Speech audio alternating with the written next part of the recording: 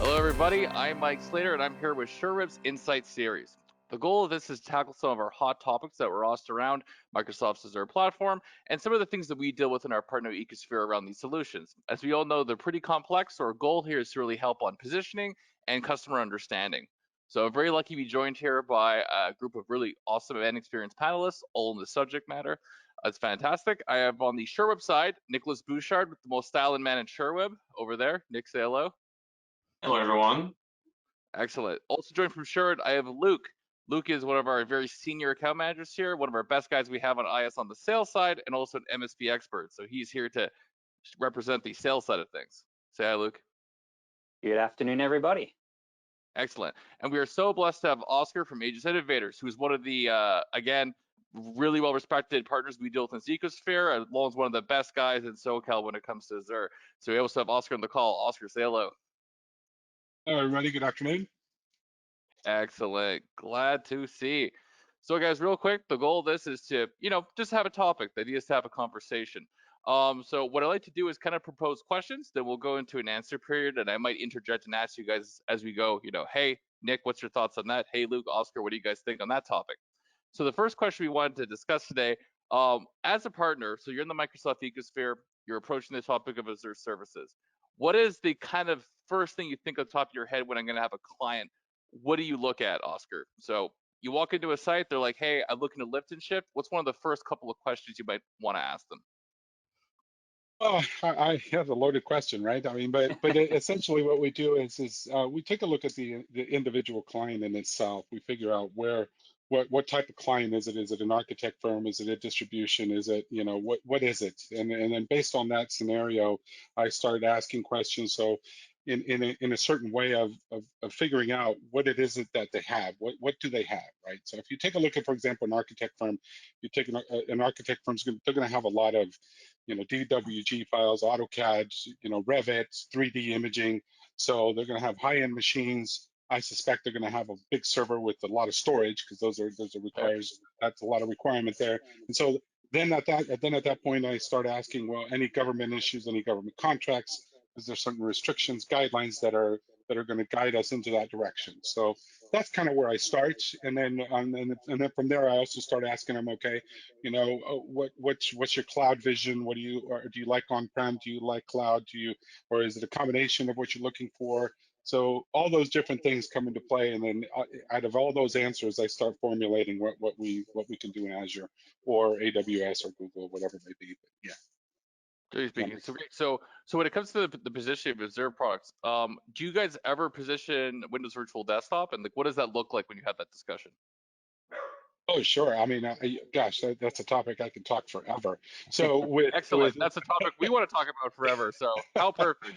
So in the WVD world, yeah. So that's we specialize in that world where we, especially now with the COVID-19, right? Everybody working from home, having the ability to work from anywhere in the world with device agnostic. Device agnostic, what that means, when I say that, it means you're able to access this WVD machine, a virtual desktop, from any device, whether it's an Apple device, an iPad, a Droid, an iPad, an iPhone. It doesn't matter what device you have, device agnostic, you're going to be able to connect to this WVD machine and have the same experience no matter what, right? And so that's the goal there is being able to import that vision of being able to say, okay, I'm going to bring you that WVD machine, pop it in Azure, and then if you have any LOB, line of business applications that you want to install in Azure, then we can bring that up in Azure, have that WVD machine connect to that SQL database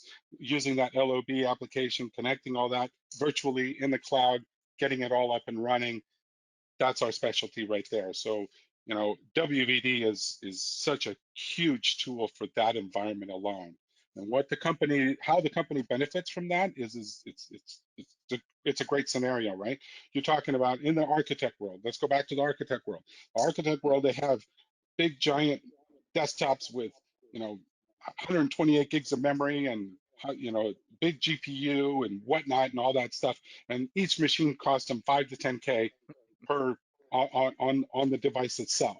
So With now, that much RAM, that's got to be a pretty expensive machine to replicate. I mean, wow, well, that's a lot. well, exactly, right? And so now you take that machine and you put it in the WVD world, and you're only buying it once, right? Mhm. So now that desktop, you're not buying again and again every 5 years or every 3 years, whatever your rotation is in Sure. the small business world. But once you put it in Azure, that machine is actually faster than your local machine. We can make it actually faster, so it'll Excellent. perform better. It'll render the graphics better. It'll do everything. You'll be able to rotate the images, do all that, all on Azure through WVD, all on through any device. So Excellent. Yeah. yeah, I mean that ability in itself. I mean, our clients right now that have implemented WVD, they are just going, why didn't we do this 5 years ago? It's to that world, right? And before WVD, we were doing RDS, so we know that world before, how that works. Definitely us too. That's always been a big thing at Sherwood, has been RDS environments, right? Because that was the popular way to do it. As we all know, people still do have to maintain some of those. Again, there are some applications built that RDS is the only thing that would work, right? So if you have some older applications that were built for it, you're kind of stuck with it. But for a lot of the desktop computing, I mean, I think Windows Virtual Desktop is the way to go. A follow-up question for you, Luke, kind of related on that topic. So we talked about architect, firms, guys that do design work in AutoCAD. They're a great candidate. Can you think of anybody else that would kind of fit the bill for a good potential client for Windows Virtual Desktop? I think, to be honest, anybody nowadays, I mean, the times we're in right now, the unpredictable nature of the market. I mean, you don't know when you're going to be able to scale back up, when you have to scale down. So It's true. realistically, I think nowadays is the prime time to be talking about WVD, or even, if it happens to need an RDS environment, no problem, or even some PaaS or SaaS solutions. But having the flexibility to scale as you need. People don't want to be putting the capital into big projects and big investments right now. So it's definitely the time to be looking at something like that. That's true. From a practical point of view, that's something I always like to consider, especially what Oscar just met. Well, sorry, what he said. Some of these machines, again, very expensive. You're buying high-end GPUs. You're buying a absurd amount of RAM at that point. I mean, that's crazy. That makes my 32 gig personal rig for gaming look like a joke, which is pretty hilarious. Right. Again, the amount that you need, it's very expensive, right? And that is an expense right now. That in a world where you're not sure where you're going to be tomorrow, do you really want to invest $20,000 right on? Essentially, it could be 20 computers for your staff. That's a very, very risky gamble compared to be able to spin that stuff up quickly as we can nowadays using Microsoft's infrastructure. Nick, so on the virtual desktop subject, Richard, you're on security. How often, when you are quoting these solutions, as you know, you work on a pre-sales team and you build Mhm. quotes for these things all day, how often do you see the security part being concerned now? Because it's great that we have this virtual environment. It's great we have access to these tools. We can save money and scale up and down. But do you ever worry about the security aspect, or do your customers worry about the security aspect very much? Security is a key question when it comes to WVD because, in short, you're allowing Microsoft to manage a portion of your RDS stack, which is genius because Microsoft is obviously the best at doing so. They add in redundancy. All of that is free. But then again, because you're not fully in control of that RDS stack, a lot of Sure. administrators, that's what they want to confirm the security. But Microsoft has designed WVD and its gateway using reverse proxies and different protocols to be Hmm. really secure. And if you want it, then you can always add in a VPN tunnel and so on. So it is designed, and Microsoft is usually very good about that. Is that they might not be all all the tools and all the features available right away, but security is always like their key or their first priority when they deploy a service. And right now, from what I've seen from the conversation we had with our Azure architects, it is a very, very secure product by default. Right. Excellent, good. And I Oscar, agree. Oscar, and actually had an add-in for that. Something I just thought of that you mentioned. So you said that you guys deal with a lot of clouds, right? You're very transparent about it. Correct. Which of Mhm. course you have to be. It's very common MSPs of multiple vendors. There's a different tool for every single job, right? So Okay. what would compel you guys to pick Microsoft's cloud versus someone else's when it comes to infrastructure deals? Well, okay, so you're talking about infrastructure and you're talking about the different cloud providers. You got AWS, you got Google, Correct. you got Azure, right? So you got those three giants. So those are the three main giants. Of course, you're going to have the little one-offs, and then you got the people that have their own data centers in their garage. Let's take those out of the equation. Yeah, So let's not worry about mom and pop infrastructure yeah, guys. I mean, exactly. in the telecom world, we call that Uncle Bob's basement PBX. So let's not There worry you go. about those guys so Yeah, much. so Just let's separate those guys out because those aren't really the sure, cloud. So you take no those problem. three giants. The winning battle is really between AWS and Azure, right, and Microsoft. Google is kind of falling behind, and they're trying to play catch up right now. So they're a great product. They're awesome, but between Azure and AWS, you got really a good piece of who do you pick? That's who do you pick, right? And and it all depends on really if you're a Microsoft lover or not. I mean, if you're a Linux person or not, and that kind of scenario. AWS and Microsoft really on the VM side are very similar, right? They do VMs very similar. One's they're different technologies, but really the same scenario. You can spin up a VM, you can install server 2000, in 2016, and get it up and running and connect to it and do RDS and do all that infrastructure. That's kind of stays the same. Really, the Sure, differentiator between the two, right, is one is cost, and then the other one is where Microsoft's going to give you a bit of a break because you're not paying for the OS, right? hmm So on the Azure side, I mean on the AWS side, you kind of have to pay for the OS, and so there's that differentiator. Even though they hide the cost in their monthly cost and all that, you're really still paying for it, right? hmm And in the Microsoft side, they own the product. Okay, here it is for free. So then, but the big differentiator is in the PaaS, right? You're talking about the platform as a service. Who has the most platform as a service individually? And that's where Azure really surpasses what AWS can do. You're talking about hmm WVD, that's a PaaS, right? And then you're trying to implement that in AWS. Well, you got to revert Oh, back to RDS, wow. right? Yeah. So there's that. So you compare the two. It's like, well, so in picking which ones to go, it depends on where they're at and what they're doing, right? Got And it. I have customers that say, you know what, I don't want to have anything to do with Microsoft, so we go to Azure. I mean, we go to AWS, right? And then there's customers that say, I just want to stay on prem. Okay, well, fine, we'll go stay on prem, right? But then there's customers that say, you know what, I really don't care. I just want to have the flexibility, but I also don't want to pay for all this migration costs and everything. Can I go hybrid? hmm Sure, I can go hybrid into Microsoft. So yeah, I mean, Excellent. and then you talk about security, and it is another big piece between AWS and Microsoft. Microsoft built Azure thinking about security, right? hmm I mean, they were one of the first ones that got um, approved by Europe, the authorities in Europe on security wise. So they were the first cloud vendor that came in. Everybody else came in behind them. So Azure was built on security. You're talking about, Nicholas was talking about security on WVD. We do a lot of that. We do MFA, conditional access, based on all kinds of different features to be able to access this WVD environment. hmm And that security in itself is like it's huge, right? So you try to Correct. implement that in the AWS world, you could do it, sure, but it's going to be more costly, right? Because you're going to have to implement different other tools, third-party vendors to be able to turn these features on. And then Microsoft, it's just right there. It's just you turn it on and it's very fast Yeah. and quick and easy. You get a lot of value out of the Azure marketplace too, right? So if you want to purchase add-ons and add these kind of things that are really more centric to classical business functions, things you want to replicate on-prem, right? That are kind of existing there.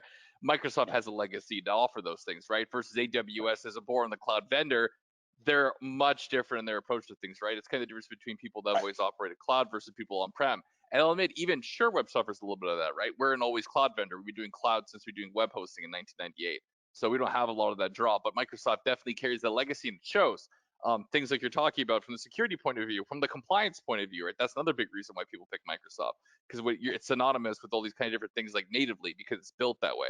I know AWS probably has a fantastic stack of compliance. To be honest with you, I don't sell AWS, so I can never tell you. I have no idea. But I know for a fact Right. that Microsoft, we can pretty much bid on anything because they take it so seriously, which is one of the values of it. So I have So another follow up to that go ahead. question, actually, if you Yeah. don't mind. So when it comes to kind of getting these things up and running, you guys are lucky. You guys you seem to have a lot of knowledge in house about how these products work. Um, have you ever found that there's ever been an issue when it comes to like getting help for these solutions? Like, what do you guys do if you guys get stuck? So, for instance, there's a new Microsoft feature, you guys don't know how to do it.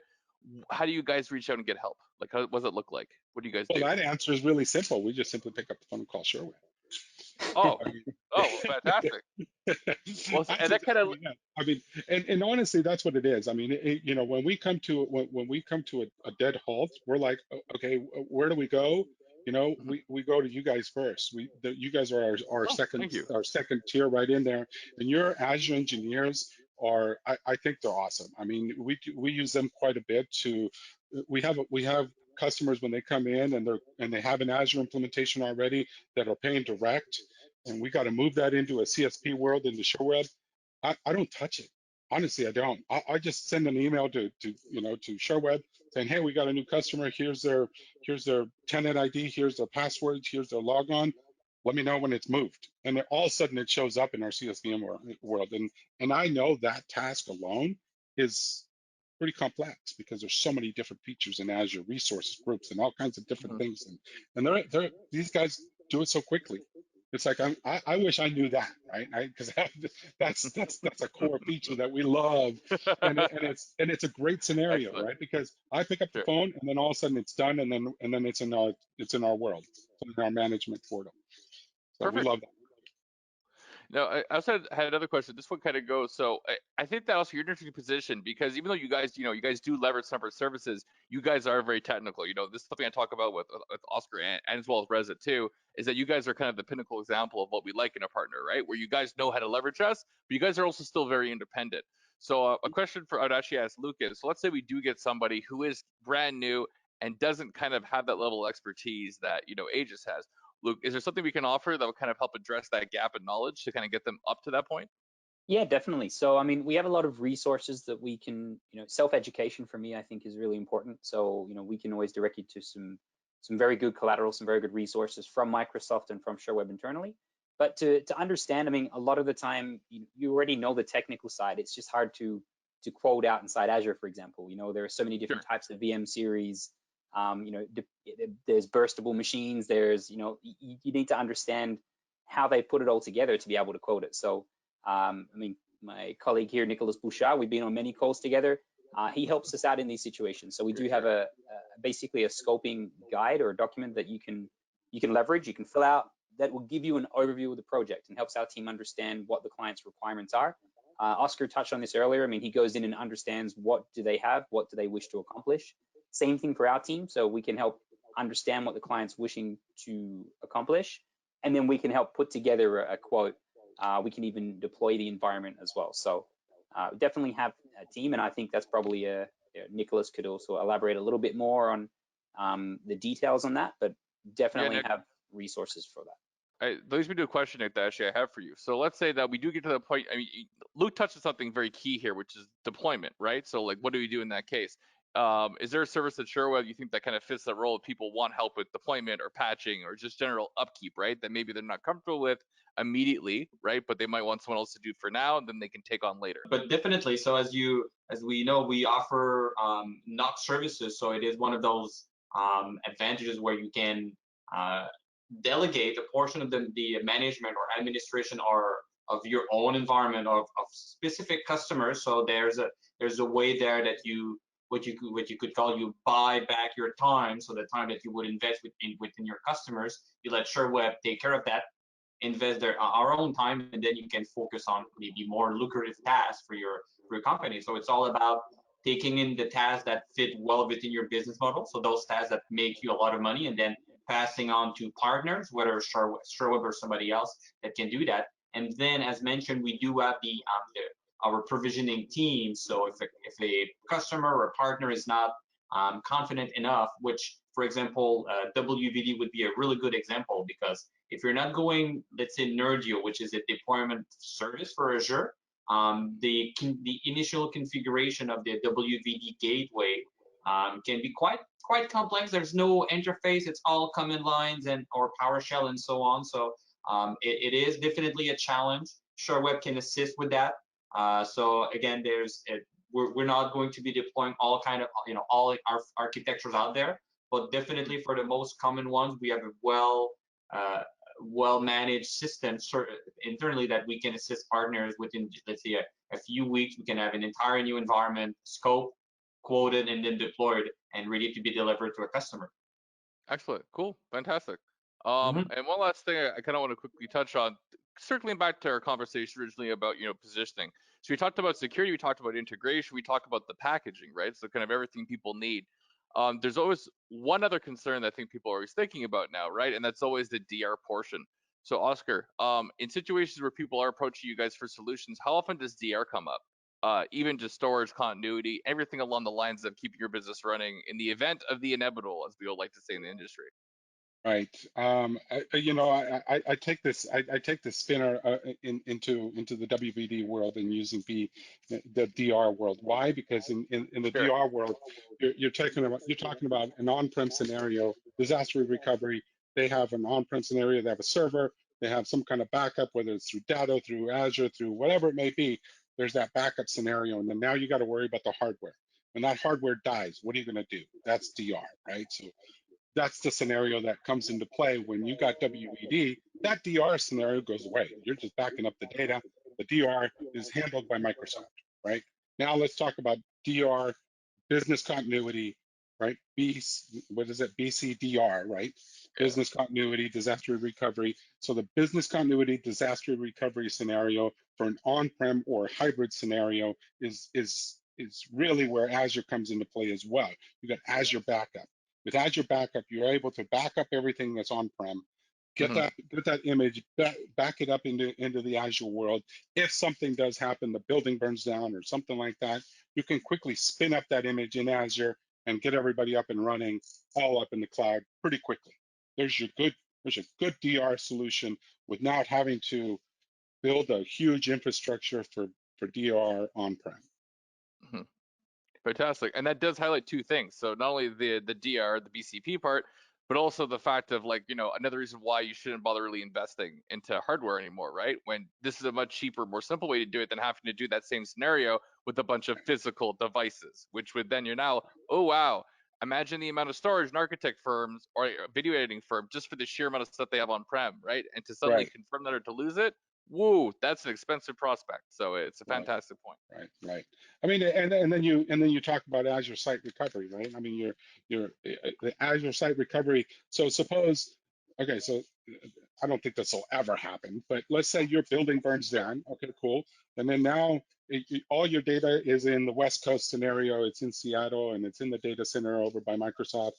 And now Seattle gets bombed by North Korea. Well, that's where Azure Site Recovery comes in, and you're going to put your data, it's going to be replicated in New York or whatever other data center you choose from. So now your data is still safe. So you're like triply safe. And that's where Azure Site Recovery is awesome as well, is being able to back up your entire infrastructure and putting it in another geolocation and having that replicated.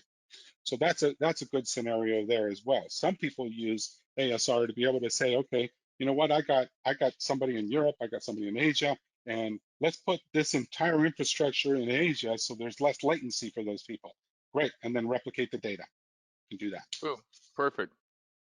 And so all these different things, I mean, business continuity is a huge topic and a huge money saver. And as a topic, Luke, do you find that this conversation is happening a lot more now? Do you find that it's decreased with the current situation? What are your thoughts? Yeah, well, I think it's on the rise, and I think it will forever be, at the front of our minds. I mean, business continuity right now, you see companies that unfortunately didn't have a strategy in place or hit harder than others, and it's a bit of a wake-up call, I think, to be able to have disaster recovery, like Oscar was saying. I mean, it has a lot of connotations to some physical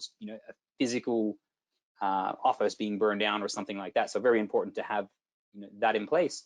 But I mean, even having in place the geo redundancy, you can go as advanced or as far as you want to. You can have as much replication. You could have it replicated to 6 different data centers around the world. So it really gives you the flexibility to have whatever level of security or peace of mind you want to have in place. So obviously there's going to be more costs involved in that, but it's not real at the end of the day. I mean, it's really about what does the customer want and need, and to be able to achieve their business objectives. Excellent, great. Well, guys, that pretty much covers all the topics that we had today. So that's a lot of insight, and that's a lot of gems to be gleaned. So again, guys, thank you so much for joining up for this call. I appreciate it. Oscar, here to give your guys a shout out. What's your website? Where can we find you on LinkedIn? Where are you?